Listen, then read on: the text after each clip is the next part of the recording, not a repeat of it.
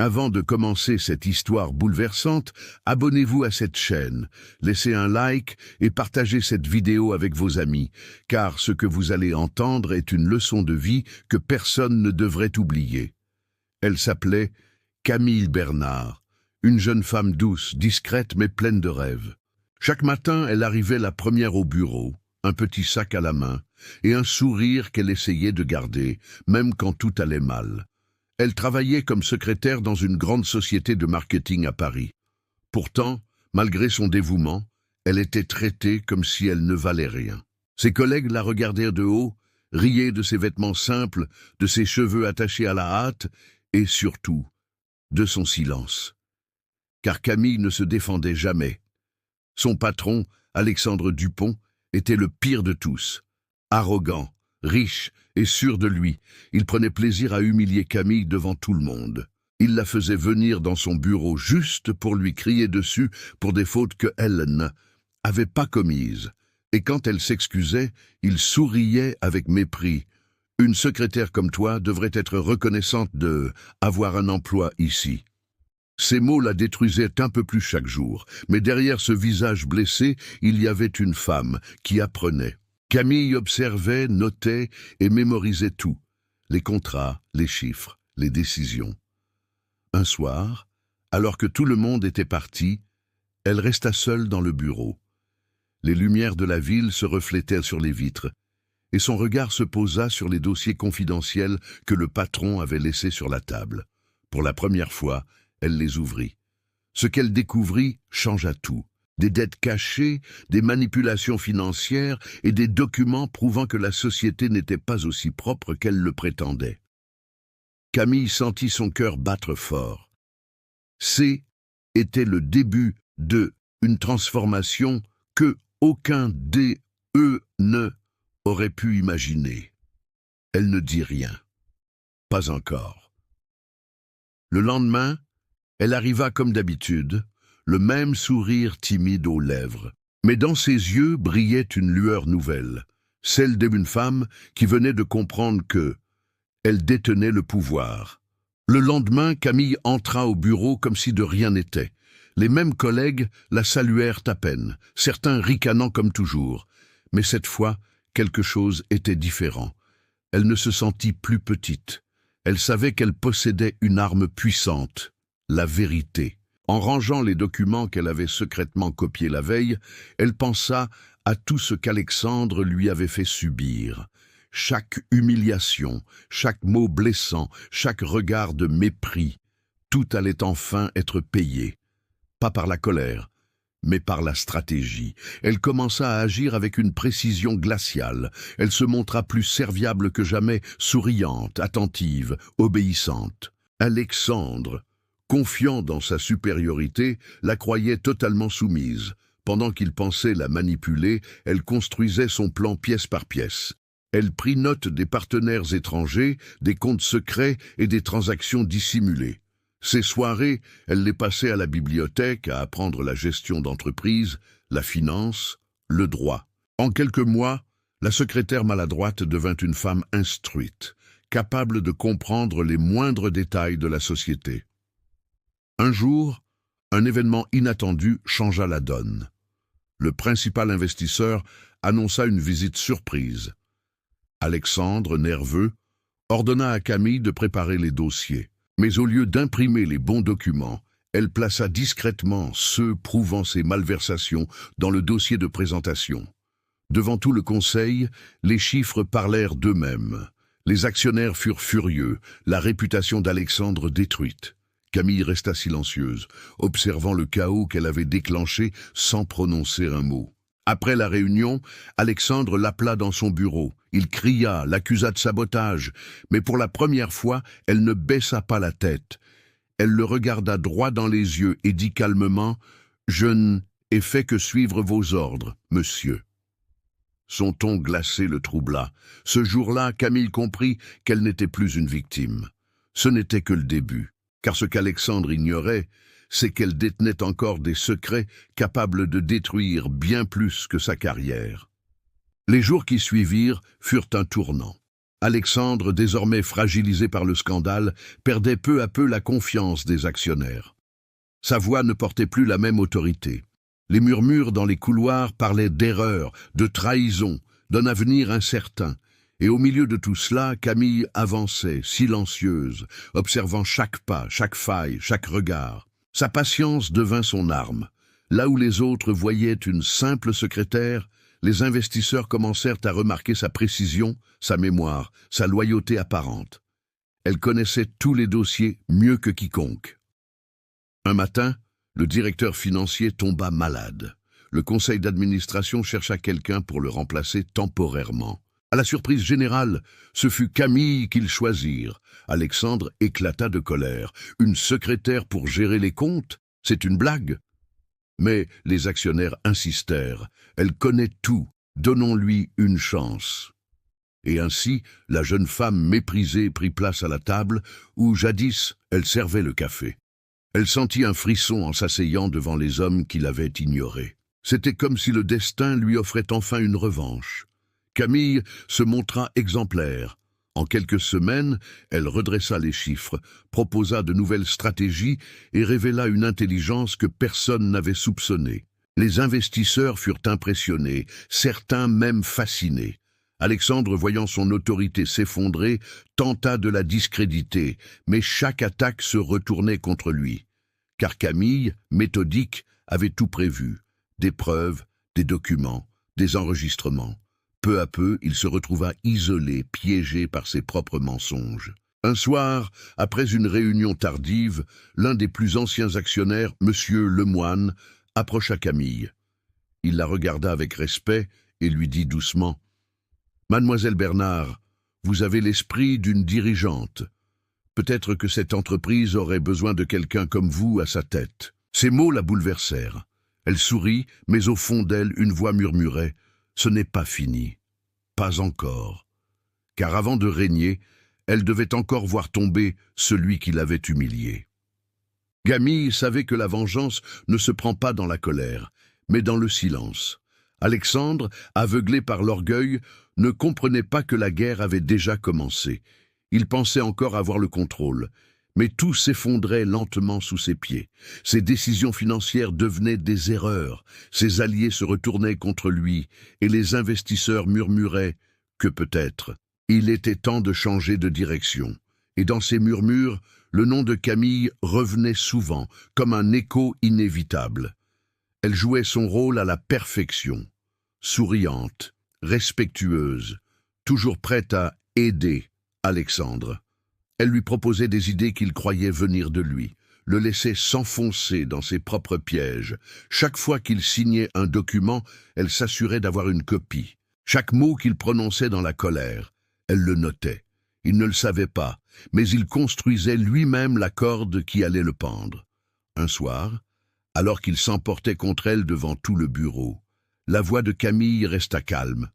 « Monsieur, je pense que vous devriez vous reposer. Vous semblez fatigué. » Le silence qui suivit fut glacial. Pour la première fois, c'est lui qui détourna le regard. Peu après, Camille commença à s'approcher des figures clés de l'entreprise. Elle écoutait, conseillait, apaisait. Son empathie feinte lui ouvrit des portes. Certains cadres, touchés par sa douceur apparente, lui confièrent leurs doutes. Et elle les utilisa habilement, comme des pièces sur un échiquier. Les rumeurs sur la mauvaise gestion d'Alexandre prirent de l'ampleur. Lemoine et d'autres investisseurs décidèrent de convoquer une réunion d'urgence. La veille de cette réunion, Camille resta tard au bureau. Alexandre entra, furieux, accusant tout le monde de trahison. Il se mit à boire, à hurler, à briser un verre contre le mur. Camille le regarda sans un mot. Quand il s'effondra sur le canapé, elle s'approcha, posa doucement la main sur son épaule et murmura « Tout ce que tu m'as fait, tu vas le payer, mais pas comme tu crois. » Il leva la tête, les yeux perdus, sans comprendre que sa fin était déjà écrite. Le matin de la réunion arriva. Les couloirs étaient silencieux, tendus. Tout le monde savait que quelque chose d'énorme allait se passer. Alexandre entra dans la salle de conférence, costume impeccable mais regard fatigué, tentant de garder son air de supériorité. Camille, assise au bout de la table, prenait des notes calmement. Les actionnaires, l'un après l'autre, prirent la parole. Les chiffres parlaient d'eux-mêmes. Pertes financières, contrats rompus, réputation ternie. Alexandre tenta de se défendre, mais chaque argument s'effondra face aux documents précis que Camille avait patiemment rassemblés. Puis vint le moment décisif. Monsieur Lemoine se leva et déclara une voix grave, « Nous avons besoin un nouveau leadership, quelqu'un d'intègre, d'intelligent et respecté de tous. Je propose que mademoiselle Camille Bernard prenne la direction intérimaire de l'entreprise. » Le silence fut total. Alexandre resta figé, la bouche entr'ouverte, incapable de croire ce qu'il venait d'entendre. Il se mit à rire nerveusement. « Une secrétaire? Vous plaisantez ?» Mais personne ne répondit. Les votes furent rapides. La majorité se prononça en faveur de Camille. Et en quelques minutes, l'homme qui l'avait méprisé fut destitué. Camille ne triompha pas ouvertement. Elle resta droite, digne, presque humble. « Je ferai de mon mieux pour rendre à cette entreprise la stabilité qu'elle mérite, » déclara-t-elle d'une voix posée. Les applaudissements résonnèrent, mais derrière son calme, son cœur battait fort. Elle l'avait fait. La secrétaire humiliée venait de devenir la femme la plus puissante du bâtiment. Alexandre quitta la salle, les poings serrés, le visage livide. En passant devant elle, il murmura « Tu n'as pas gagné, tu m'as volé. » Elle répondit sans même le regarder. « Non, Alexandre, j'ai seulement repris ce qu'on m'a arraché. » Ce fut la dernière fois qu'il franchit la porte de cette entreprise. Mais pour Camille, ce n'était pas la fin. C'était le commencement d'un règne fragile, un trône de verre qu'il fallait protéger. Car dans l'ombre, d'autres ennemis commençaient déjà à se lever. Quelques semaines après son ascension, Camille sentit que l'air autour d'elle changeait. Les sourires devenaient plus froids, les félicitations plus calculées. Être au sommet, elle le comprit vite, signifiait être entourée de loups. Dans les couloirs, elle entendait des murmures. Certains disaient que celle n'était qu'une accidentelle, d'autres affirmaient qu'elle avait couché pour obtenir sa place. Elle encaissa chaque mot sans répondre, consciente que la haine des faibles était le prix du pouvoir. Mais un nom revenait souvent dans ses chuchotements. Julien Morel, le nouveau directeur commercial, un homme séduisant, rusé et surtout ambitieux. Julien entra dans sa vie comme une brise trompeuse. Charmant, poli, flatteur, il se présenta comme un allié. « Vous avez fait un miracle ici, Camille. J'aimerais apprendre de vous. » Son regard sincère désarma la jeune femme au début. Il lui proposa des idées novatrices, resta tard pour l'aider à corriger des dossiers, partagea même des confidences sur Alexandre qu'il disait mépriser. Camille, malgré sa méfiance naturelle, commença à lui faire confiance. Elle ne se doutait pas que derrière son sourire parfait se cachait une ambition bien plus noire que celle de son ancien patron. Un soir, alors qu'il travaillait seul, Julien s'approcha d'elle, posant doucement sa main sur le dossier qu'elle lisait. « Vous savez, Camille, certains au conseil pensent que vous êtes fragile, qu'une femme seule ne peut pas diriger longtemps. Mais moi, je crois en vous. » Ces mots, pleins de poison, s'insinuèrent dans son esprit. Ce qu'elle ne savait pas, c'est qu'il enregistrait secrètement leur conversation, préparant son propre coup. Pendant qu'elle l'aidait à gravir les échelons, il tissait la toile qui devait la faire tomber. Mais Camille n'était plus la naïve secrétaire d'autrefois. Un soir, en consultant les logs informatiques, elle découvrit des transferts suspects liés au département de Julien. Des sommes considérables disparaissaient. Elle sentit la même brûlure dans la poitrine que à l'époque d'Alexandre. La trahison.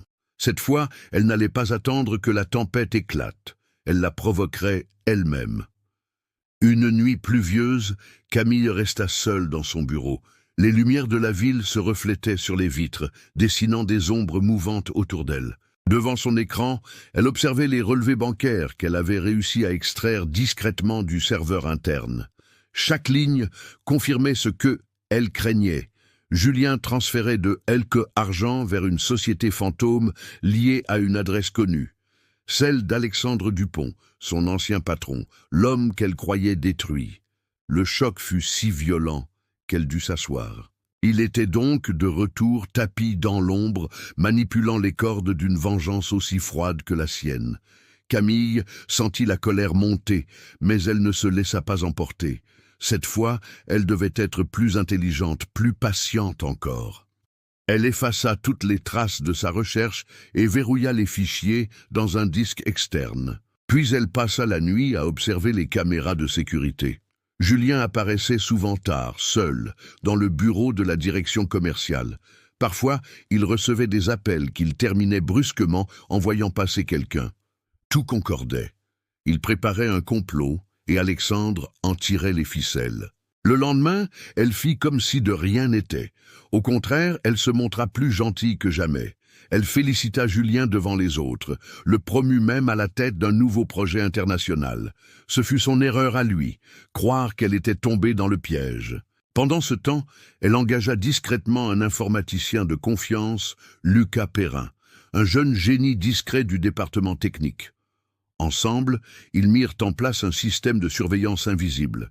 Chaque email, chaque appel, chaque transfert de Julien serait désormais intercepté, et le piège commença à se refermer. Une semaine plus tard, Camille reçut la preuve qu'elle attendait. Un enregistrement clair où Julien disait à Alexandre au téléphone « Encore un mois et elle tombera.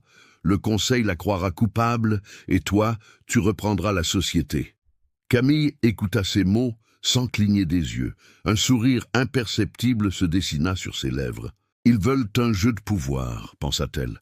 Alors ils vont apprendre ce qu'est une vraie reine. » Camille avait maintenant tout ce dont elle avait besoin.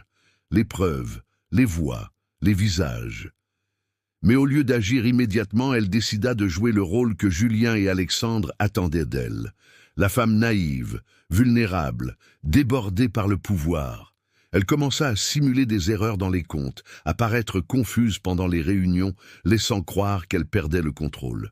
Julien, voyant cette faiblesse apparente, se rapprocha d'elle comme un vautour autour d'une proie blessée. « Vous avez besoin de repos, Camille », disait-il avec un ton faussement concerné. « Laissez-moi gérer les finances quelques semaines. » Et elle accepta.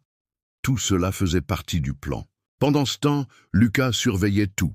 Les transactions illégales augmentaient, les communications entre Julien et Alexandre devenaient plus fréquentes. Il parlait de la preuve finale, un faux dossier que il comptait présenter au Conseil pour accuser Camille de détournement de fonds.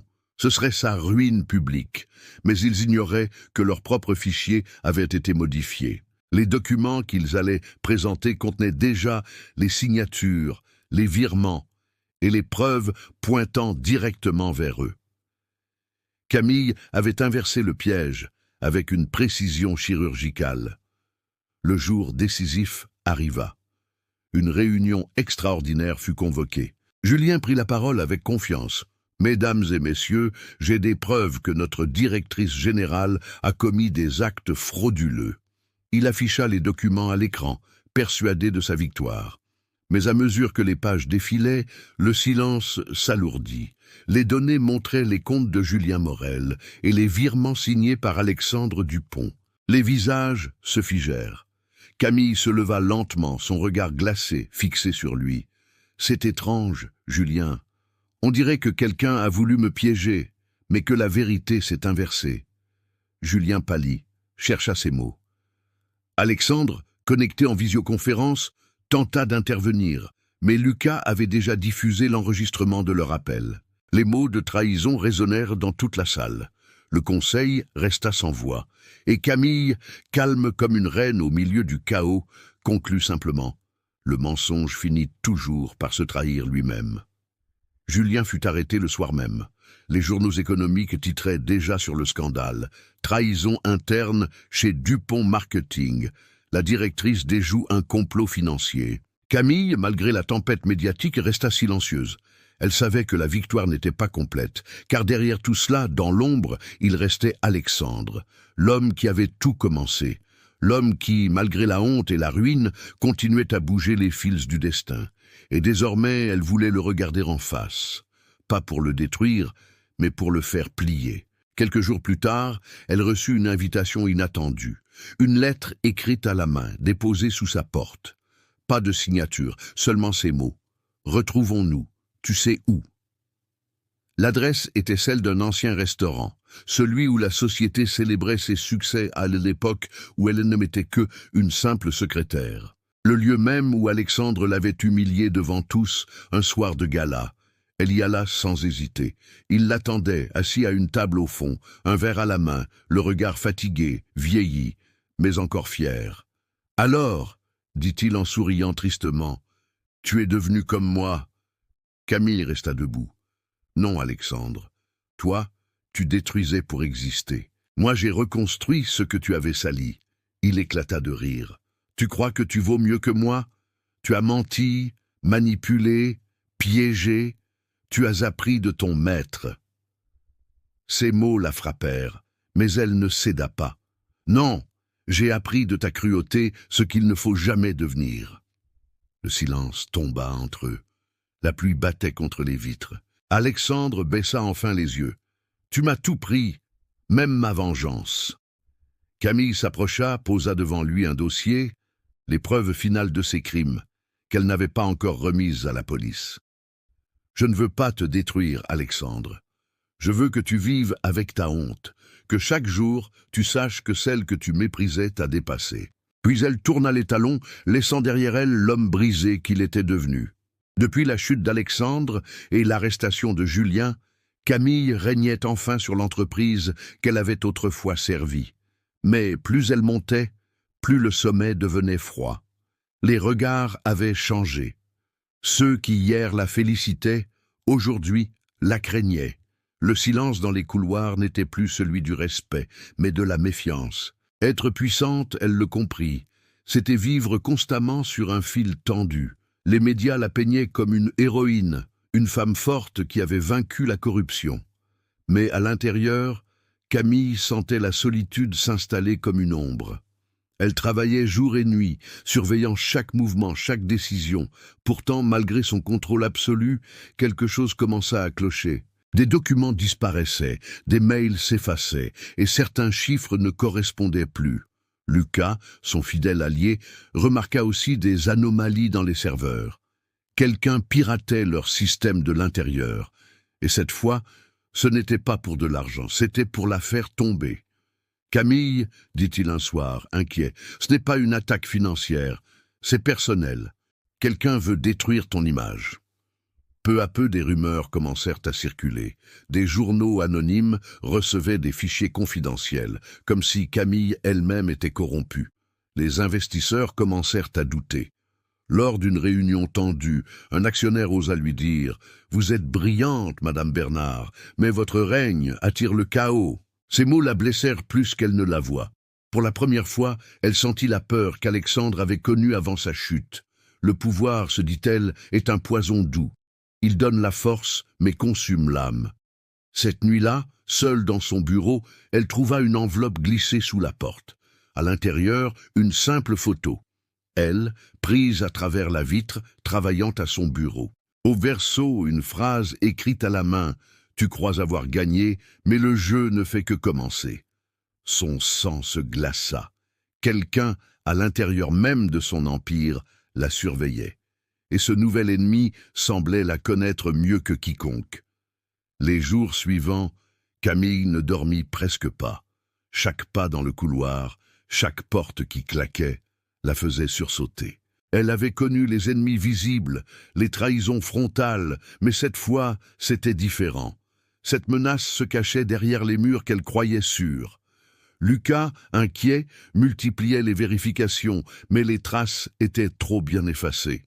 Quelqu'un connaissait parfaitement le système de sécurité, les protocoles, les accès. « Ce n'est pas un simple pirate, » murmura Lucas, « c'est quelqu'un d'ici. » Ces mots restèrent gravés dans son esprit comme une lame froide.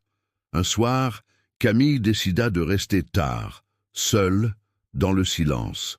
Elle installa une petite caméra discrète, déterminée à surprendre le coupable. À minuit passé, elle entendit un bruit de pas dans le couloir. La poignée tourna lentement. Elle retint son souffle. Une silhouette entra, se dirigeant droit vers son ordinateur. Quand la lumière s'alluma, Camille sentit son cœur s'effondrer. C'était Lucas, son allié, son confident, le seul en qui elle croyait encore. « Pourquoi ?» demanda-t-elle d'une voix tremblante.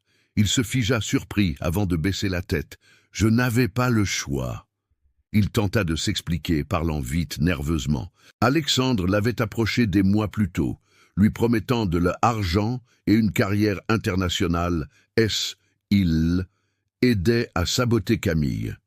Mais Lucas affirma qu'il avait changé d'avis, qu'il voulait l'avertir. Pourtant, les preuves disaient le contraire. Son ordinateur contenait des copies, des fichiers volés, des messages codés et même des transferts d'argent venant d'un compte étranger. Les larmes de Camille coulèrent, sans qu'elle s'en rende compte.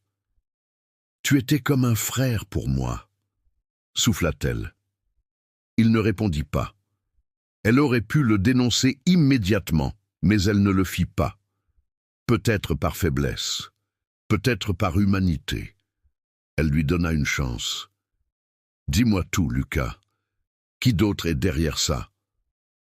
Il la regarda dans les yeux, tremblant. « Ce n'est plus Alexandre. Il est malade, presque fini. Quelqu'un d'autre dirige maintenant, quelqu'un qui veut te remplacer. Et c'est une femme. » Ces derniers mots laissèrent Camille pétrifiée. Une femme? Qui, dans son entourage, pouvait nourrir une telle haine? Le lendemain matin, la tension dans l'entreprise était palpable. Camille avait convoqué tout le monde pour une annonce officielle. Les employés, curieux et inquiets, se rassemblaient dans le grand hall, leurs murmures se mêlant au bruit des pas nerveux. Quand Camille apparut, vêtue d'un tailleur blanc éclatant, un silence solennel s'imposa. Son regard balaya la salle, croisant ceux qui jadis avaient ri d'elle, l'avaient humiliée, l'avaient traitée comme une simple secrétaire sans avenir. Mais aujourd'hui, c'était elle la dirigeante, celle qui tenait entre ses mains le destin de tous. D'une voix calme, mais chargée de puissance, elle commença à parler. « Vous m'avez connu sous un autre visage, vous m'avez jugé, méprisé, mais grâce à vous, j'ai appris. Et maintenant, il est temps de reconstruire cette entreprise sur des valeurs que vous avez oubliées. Respect, mérite et vérité. » Son discours toucha certains, mais d'autres détournèrent le regard, rongés par la honte. Antoine, à l'arrière, serrait les poings, incapable de supporter la force tranquille de Camille. Il savait qu'il l'avait perdue, pas seulement comme collègue, mais comme femme. Pendant ce temps, un mouvement discret attira l'attention de Camille. Une enveloppe avait été déposée sur son bureau. Après la réunion, elle la prit, intriguée. À l'intérieur, une série de documents. Des preuves accablantes contre l'ancien PDG et contre Antoine, montrant des détournements d'argent et des manipulations illégales. Son cœur battait plus fort. Quelqu'un de l'intérieur avait choisi son camp. Elle décida de ne rien dire, pour l'instant. Cette nuit-là, dans son bureau, seule sous la lumière tamisée, elle comprit que sa revanche n'était pas terminée. Elle pouvait maintenant sauver la société ou la détruire complètement. En feuilletant les dossiers, elle trouva une lettre manuscrite. « Je crois en vous. Faites justice, pas vengeance. » La signature était celle d'un ancien mentor, un homme qu'elle croyait disparu. Son regard se brouilla de larmes. Camille sut que l'heure des choix approchait. Elle pouvait écraser ceux qui l'avaient trahi, ou leur donner une leçon qu'ils n'oublieraient jamais, sans salir son âme. Camille se tenait devant la fenêtre de son bureau, regardant la ville s'étirer sous la pluie comme un tissu fatigué. Les dossiers qui reposaient sur son bureau n'étaient plus de simples feuilles. Ils portaient le poids des vies et des mensonges qui s'étaient accumulés. Elle repensa à la lettre anonyme, à la signature de son ancien mentor et à la décision qui l'attendait. Justice ou vengeance?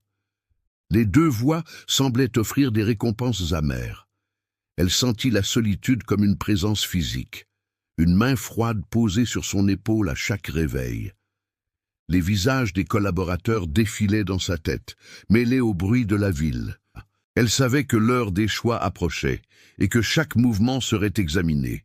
Elle sentait que chaque décision devait désormais être mesurée, car le moindre faux pas pourrait tout annihiler. La matinée apporta une réunion prévue depuis longtemps. Les actionnaires étaient réunis, et leurs regards étaient des aiguilles prêtes à percer la vérité. Camille entra, calme et assurée, ses talons marquant le tempo d'une symphonie qu'elle seule connaissait. Elle posa sur la table les documents nouveaux, ceux trouvés dans l'enveloppe. Les murmures s'élevèrent, puis s'éteignirent. Elle exposa un plan, transparence, audits externes et recomposition du conseil. Mais sa voix prit une teinte plus personnelle quand elle parla des blessures causées par la trahison. Elle parla de reconstruction, pas de revanche aveugle. Elle proposa un calendrier précis, des vérifications indépendantes et la création d'un fonds pour réparer les torts. Elle sentait que chaque décision devait désormais être mesurée, car le moindre faux pas pourrait tout annihiler. Après la réunion, Camille se retira dans une petite salle de réunion pour appeler son mentor. Sa voix trembla légèrement au téléphone, révélant l'humanité sous l'acier. Il ne pouvait venir, mais il parla par phrases courtes. Confiance en soi, vérité durable, ne pas perdre son âme. Ces mots eurent un effet apaisant, mais aussi réveillèrent une question plus périlleuse. Qui était la femme qu'on accusait désormais d'organiser la chute de Camille?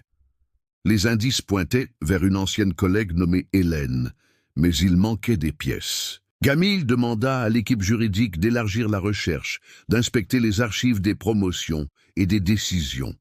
Elle sentait que chaque décision devait désormais être mesurée, car le moindre faux pas pourrait tout annihiler. Camille entreprit de retrouver Hélène. Les recherches menées par le service juridique révélèrent un parcours sinueux, promotion rapide, connexions occultes et une douleur ancienne liée à une trahison que Camille, malgré elle, avait involontairement provoquée. Quand elles se rencontrèrent enfin, dans un café discret, Hélène avait des yeux lourds et une raideur qui parlait d'un ressentiment longtemps nourri. « Tu m'as aidé, oui, dit-elle d'une voix sans chaleur, mais tu m'as aussi remplacé. » Sa voix était pleine d'amertume et de calcul. Camille l'écouta, prenant note des mots, des silences et des hésitations. Elle sentit que chaque décision devait désormais être mesurée, car le moindre faux pas pourrait tout annihiler. Hélène raconta son récit. La gratitude s'était effritée devant des promesses non tenues, des opportunités qui avaient disparu et des blessures que le temps avait mal guéries. Elle avoua avoir tenté d'alerter Camille autrefois, d'avoir chuchoté des doutes qui n'avaient pas été entendus. La douleur avait muté en stratégie, et la femme qui était autrefois reconnaissante avait fait le choix de frapper au moment où Camille serait la plus exposée. Mais même dans la confession, il y avait une nuance. Hélène n'était pas entièrement sans remords. Elle parlait d'une pression, d'un homme influent qui la poursuivait, promettant montée sociale en échange d'actions obscures. Camille nota tout, sans joie ni triomphe. Elle sentit que chaque décision devait désormais être mesurée, car le moindre faux pas pourrait tout annihiler. Plutôt que de répondre par la colère, Camille choisit de parler de son propre regret. Elle évoqua les décisions prises dans la survie, les sacrifices invisibles, et comment parfois, sans le savoir, on blesse ceux qu'on protège. Elle ne chercha pas à se justifier, elle chercha à comprendre. Les deux femmes restèrent longues minutes sans prononcer un mot, comme si le temps devait avaler leur confrontation avant de les laisser respirer. Hélène, pour la première fois, montra une fissure dans son armure. Un tremblement au coin des lèvres, une larme retenue. Camille proposa d'entendre sa version devant le comité d'éthique, offrant une voie de réparation plutôt qu'une condamnation immédiate. Elle sentit que chaque décision devait désormais être mesurée, car le moindre faux pas pourrait tout annihiler. La tension se mua en un étrange pacte. Camille proposa une solution audacieuse. Hélène pourrait intégrer le comité d'éthique, superviser les audits et recevoir une indemnité publique en échange d'une collaboration sincère visant à restaurer la réputation de l'entreprise. Les conditions étaient strictes. La transparence, un calendrier d'objectifs et l'obligation de rendre des comptes. Hélène écarta d'abord ses propositions d'un geste, comme si l'orgueil refusait d'emboîter le pas. Puis, après un silence pesant et quelques regards échangés, elle accepta la proposition à contre-cœur, consciente que c'était peut-être sa dernière chance de dignité. Camille sentit que chaque décision devait désormais être mesurée, car le moindre faux pas pourrait tout annihiler. La nuit tomba et la ville reprit son murmure habituel. De retour au bureau, Camille trouva une lettre glissée sous la porte de son bureau. Pas une menace, mais une invitation au dialogue public. Une émission télévisée où elle devrait répondre aux accusations, expliquer son parcours et accepter les critiques. C'était un test ultime. Rester cloîtrée dans l'ombre et laisser les voix parler, ou exposer sa vérité pour la rendre invincible. Elle prit une profonde inspiration. Demain, elle monterait sur la scène médiatique, non pas pour se défendre avec rage, mais pour raconter la vérité sans détour, pour montrer que la responsabilité et la transparence pouvaient être une force. Elle sentait que chaque décision devait désormais être mesurée, car le moindre faux pas pourrait tout annihiler. Le jour de l'émission arriva comme une tempête silencieuse. Les studios étaient emplis d'une tension presque palpable, un mélange d'attente et de curiosité. Camille, vêtue d'un tailleur noir sobre, observait son reflet dans la loge. Ses yeux étaient calmes, mais son cœur battait à un rythme qu'elle tentait de dissimuler.